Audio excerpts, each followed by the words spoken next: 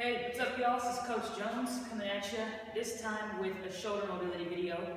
I've done a few on hips, and now I'm going to switch things up a bit. This one is called Blackburns. I personally do it before upper body day, so obviously when I hit delts, when I hit pecs, when I hit back. And then for my athletes, it's something that we do as one of a few shoulder mobility exercises before upper body days, and then in general, we'll just hit this just to make sure the muscles in the scapular region are firing and the shoulders are moving through optimal range of motion. So there's two ways you can do it. I'm going to show you on a bench, but in our weight room we've only got about 8 benches maybe, so it's kind of like you got to get in where you fit in. Whoever can get to a bench will do it on a bench, and everybody else will do it on the floor. I'm going to demo on the bench, and you're going to start face down, arms behind your back, so it's like you're kind of getting handcuffed. I like to have my head or my neck in a neutral position, so I'm not going to be looking up when I do this. So my eyes will be facing the floor. And I like to also keep I don't cross my legs or anything. I just try to stay as square to the floor as possible. So hands are behind your back, and in that position, it's internally rotated. So you're going to retract the shoulder blades without lifting the chest up. So this is something that you want to watch your athletes do.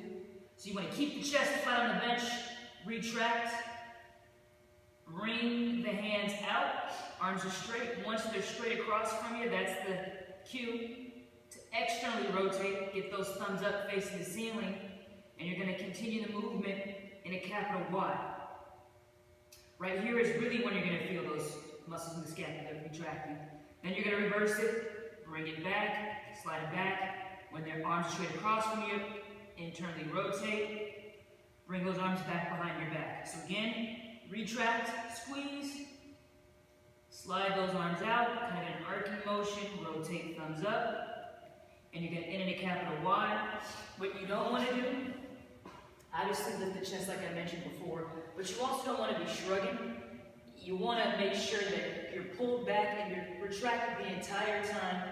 And as the arms come up to that Y, you're still retracted, so you're not going to protract, you're not going to start to elevate and bring those shoulders up. And then if you're on the floor, it's the same deal.